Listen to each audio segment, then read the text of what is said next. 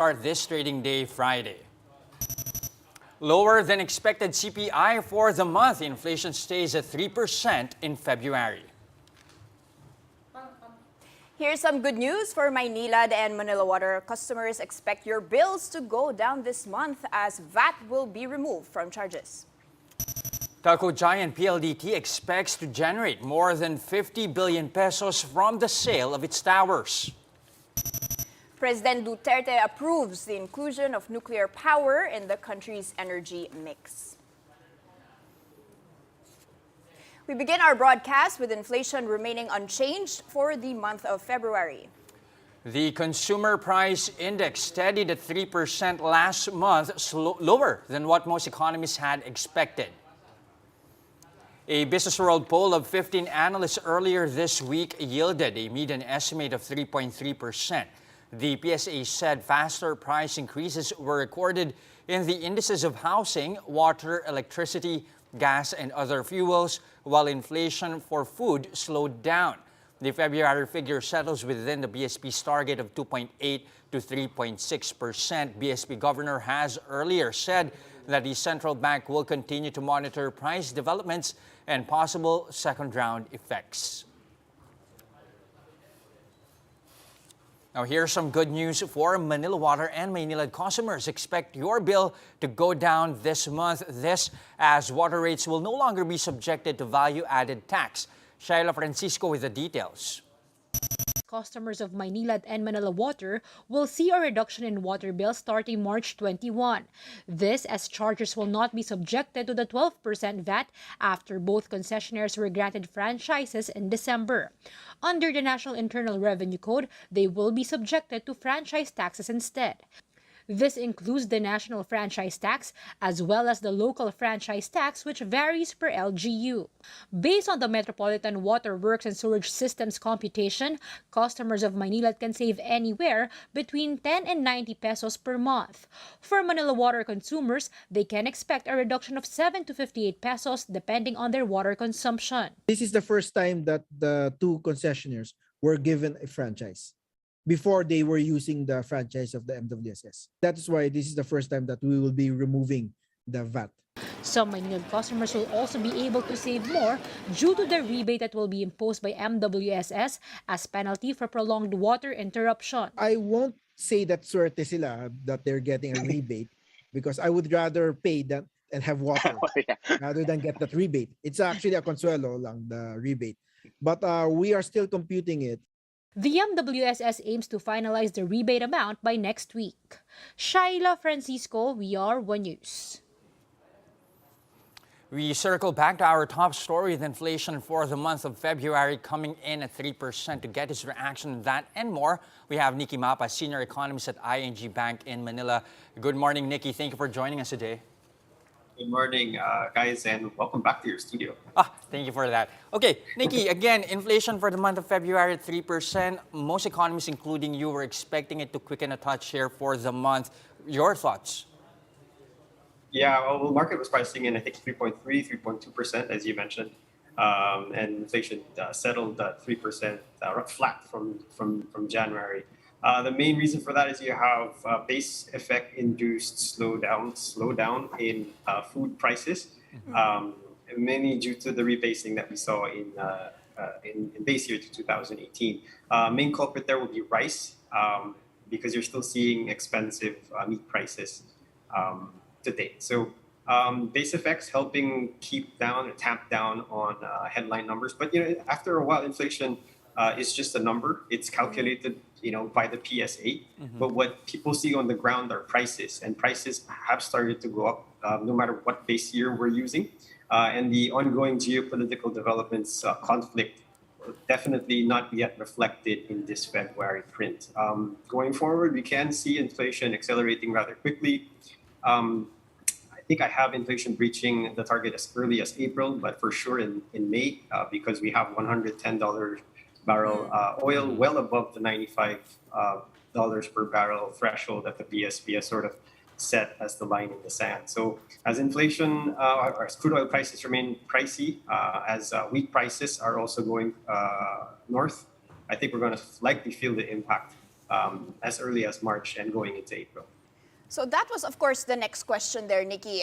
What contingency plans does the government have here? As you mentioned, 113 actually for Brent crude already this morning. To what extent can we see a cap on inflation? To what extent are these targets going to be breached, at least in the short term, with all of the issues in Ukraine?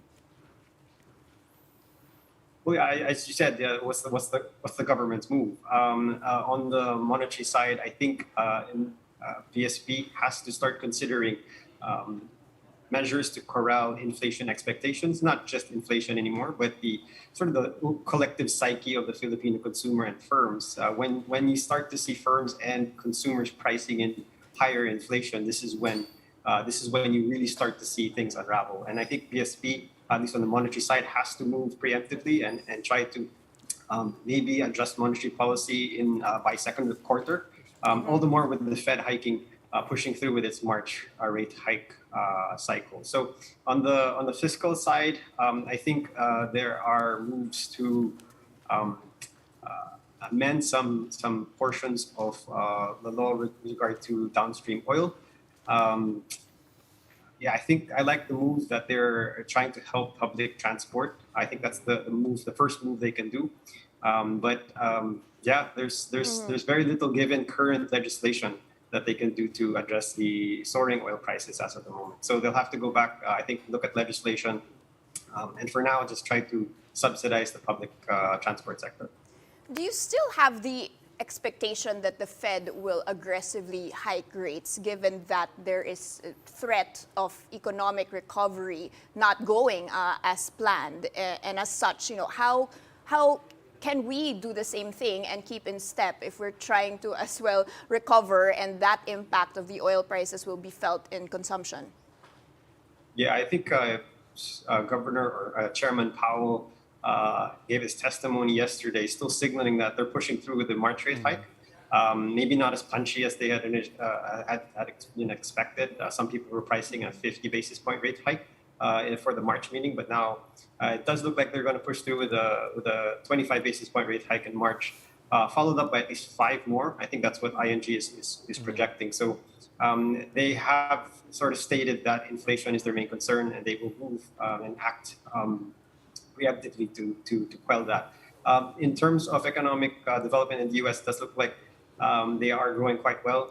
Jobs numbers come out tonight. I think market's projecting a 400,000 pickup in new jobs. So in terms of economic outlook, the U.S. is still quite, I guess, in a good place. But of course, they will be watching developments and how that could impact, domestic life in the U.S. For us, we have strung together 3 straight quarters of expansion. I think by all accounts, government projecting a 7 to 9% expansion this year.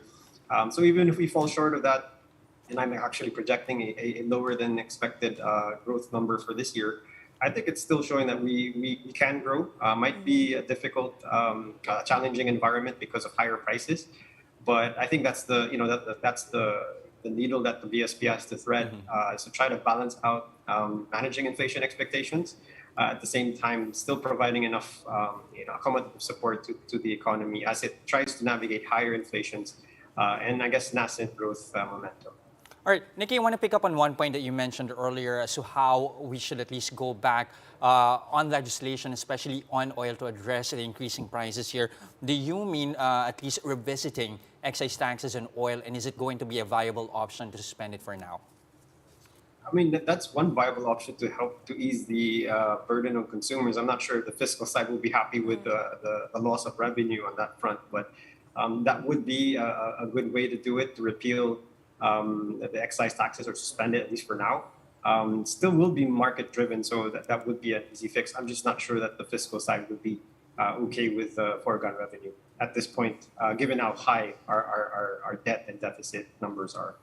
Okay, more to the conflict over in Ukraine. Again, you have a number of economic sanctions already being slapped on Russia. That's already affecting a number of OFWs. We're talking about 6,000 to 7,000 OFWs in Moscow, already finding it difficult to send money. How is that going to make a dent on remittances? Well, the thing with Filipinos, I think they've always sort of surprised us with their ability to get funds back home. I mean, it will be difficult for them. We may see a slight drop off, but I mean, if you just go back to 2020, when everyone is expecting a 20% drop off in remittances because of the lockdowns, remittances were flat. So I think it's very heartwarming, and I guess inspiring to see Filipinos finding a way to get home that money. But once again, it will be a tough challenge for them given the restrictions that the global market is putting on Russia, its banks, and trying to make I guess life difficult for the Russian citizens to put pressure on Putin to stop this aggression. Okay, Nicky, last question before we let you go. To what extent are you confident that the reopening of the domestic economy will compensate for a possible global growth slowdown, especially with, of course, NCR now under alert level 1? Yeah, I mean, well, the Philippines, as long as you let the Philippine domestic economy grow, I think to that extent we can help use consumption to drive our economy. But higher inflation, I think, is the whammy that might sort of cap some of those gains, because we are a consumption-driven economy, and when you have inflation moving past target, I don't even remember the last time pump prices were this high. I don't ever think we've had it this high. So and that's going to drive the consumption behavior of people, and they'll be cutting back and they'll be saving. So I'm actually pricing in, growth for this year, but not as optimistic as authorities have at 7 to 9%. So yes, it can compensate to some extent, but it will be a very challenging year for us.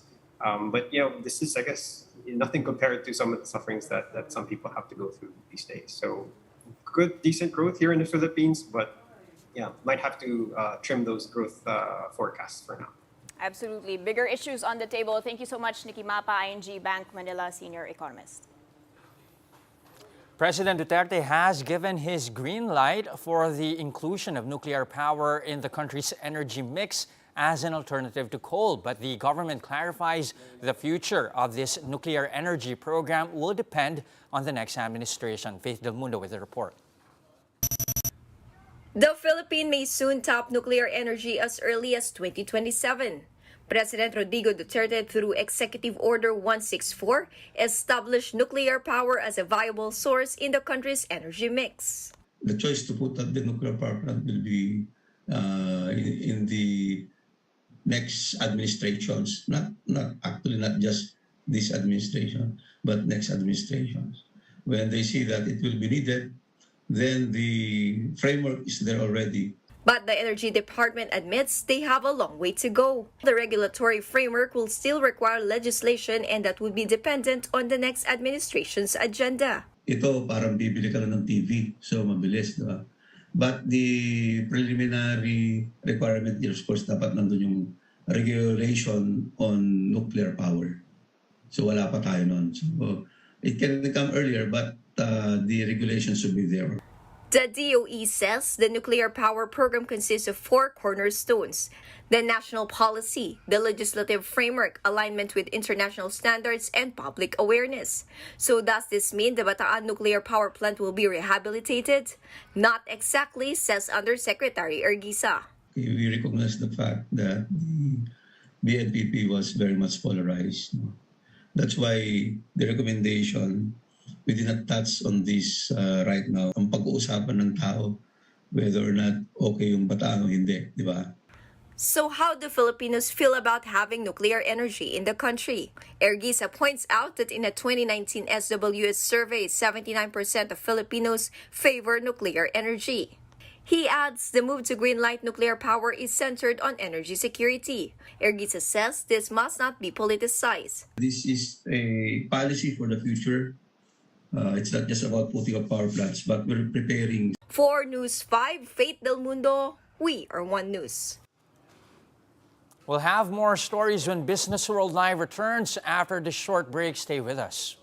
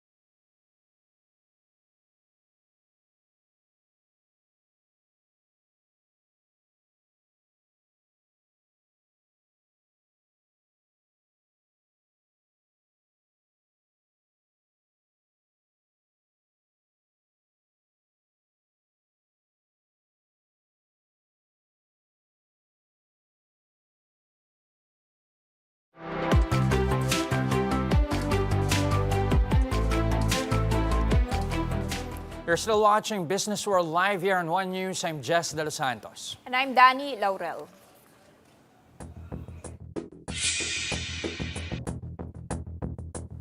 Dan, as oil prices continue to soar, the government is encouraging tapping not just renewables but nuclear. How has that announcement moved energy stocks? Jess, very interestingly there with all of these issues over in Ukraine, as we mentioned earlier on, the only possible bright spot here is that maybe renewable energy will be coming to the fore. And you can see FGen here, of course, one of our biggest renewable energy players, up by 0.4%. You can also see AC Energy, which is actually down by 1.7% this morning. But that is after it had already soared a couple of days prior. And like you mentioned, quick check on oil. This is the Brent crude oil prices, $113.20 per barrel. There's no way, that this has reached the levels that we were seeing during the pandemic. It's almost unbelievable. Now let's take a peek at our open here, and you can see that on the right side of my terminal, a bit of a pullback compared to yesterday, but still, when you take a look at the 3-day chart, we are still higher than we were doing just a few days ago, which was, of course, hitting the 7200 levels. Here, quick peek at the big movers. You do have ICTSI leading the charge. It's up by 3.3%, followed by Wilcon Depot and Metro Bank. On the downside, you've got a couple of SM stocks, and Converge, the biggest loser this morning, down by 2.2%. All right, then a number of those blue chips actually released their earnings after trading. Break those down for us, will you?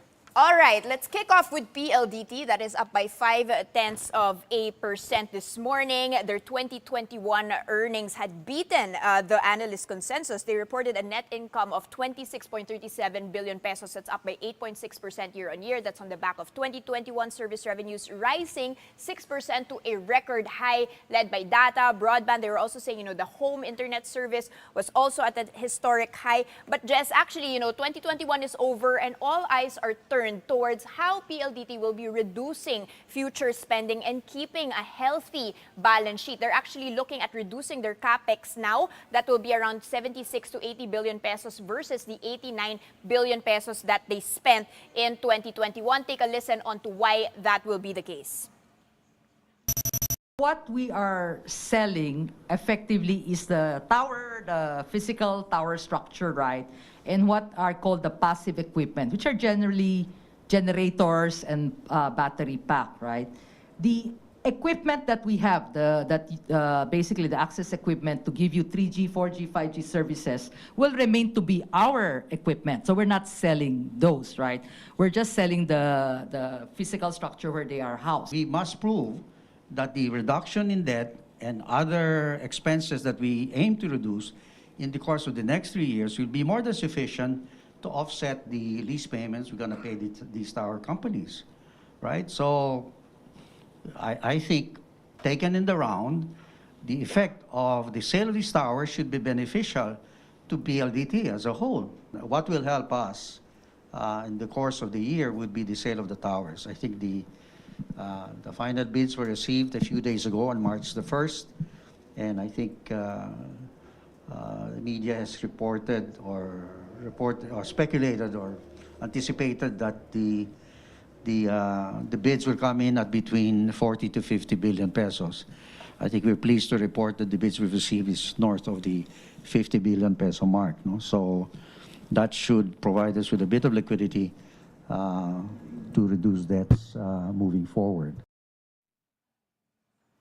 There you have it, Jess. Central to them actually fixing their balance sheet, so to speak, and not having negative cash flow or free cash flow is what CFO Annabel Chua did mention earlier on, that they need to actually sell their towers to be able to have some cash there to fix those interest rate payments. And they are actually attracting bids higher than $800 million to 1 billion pesos. So there were about 18 to 19 bidders in the first round, and now they are down to 6 global players, and they did mention that will be 6,000 towers sold in 2 equal portfolios, and they will be assessing that over the next few weeks. And finally, Jess, we do have ICTSI also having reported earnings that's jumping by 3.2% just this morning, and they are going the opposite way as PLDT. They are actually doubling their capex. They're looking to spend $330 million to expand their ports, and that had already risen yesterday 4.6% after they had already said that their record profit more than quadrupled to $428.6 million last year. But of course, as everyone else, they are warning of the potential impact arising from the war in Ukraine, and as such, they are monitoring that situation closely.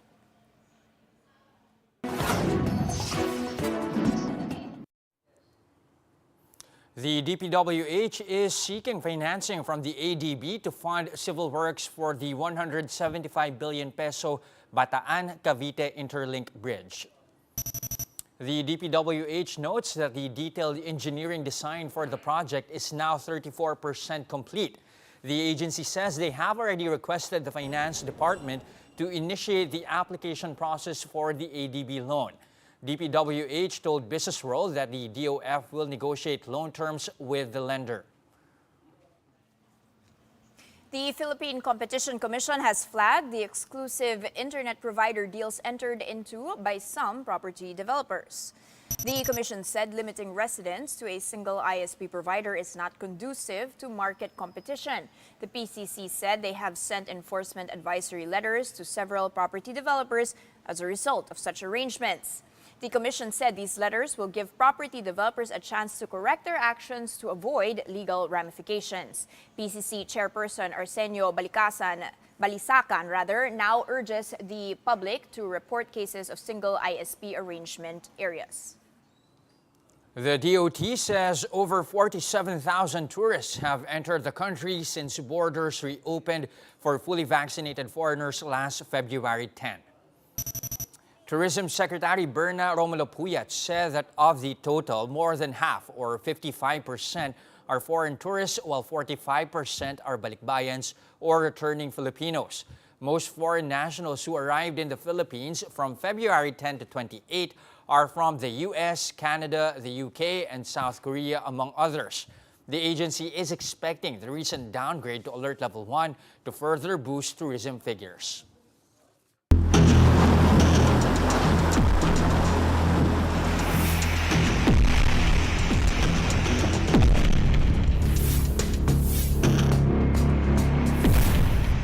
While OFWs in Ukraine are feeling the brunt of the impact of the Russian invasion, Filipinos living in Russia are also affected by the war. Faith Del Mundo tells us how in this report. The economic sanctions on Kremlin are now taking a toll on overseas Filipino workers in Russia. While it's relatively calm in St. Petersburg, Mini Badar, an English tutor in Russia for 6 years, can't help but be anxious. Actually, limited na lang yung access ng Facebook dito eh. Hindi mo na masyadong Minsan gumagamit pa kami ng VPN para lang maka-access ng Facebook. Kino-control na ng government. Parang natulala na lang kami kagabi habang nag-uusap kami nung may mga nababasa na kami. Parang paano na lang kami pagka kailangan kung gano'n na talagang sitwasyon. No matter what happens, we have to go home to our families. Adding to her worries are the financial sanctions on Moscow. In February, she was not able to remit money to her family, a big blow for a breadwinner like her. Hoarding has also become rampant as prices for basic goods and commodities are expected to spike. With this, Badar plans to go back home if the situation worsens. Uwi na lang kami. Kasi mahirap eh. This is not our country.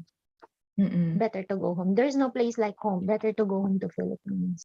The Department of Foreign Affairs, for its part, vows repatriation flights for OFWs in Russia. They said that OFWs can coordinate with the embassy to schedule their flights. Pag hindi talaga tumigil, mas lalong dadami yung sanctions. And they just have to contact their banks. And when things become very difficult, we suggest that they should just ask for repatriation. Kasi mahirap naman na meron kang ruble, hindi mo naman mapapalitan or hindi mo rin mapadala. For those in need of assistance, the DFA said OFWs in Russia may contact them via their social media accounts and website. For News 5, Faith Del Mundo, we are One News. And that's the first look into the business day this Friday, March 4, 2022. I'm Jess De Los Santos. And I'm Danie Laurel. Mask on, wash hands, stay safe, Philippines. We are One News.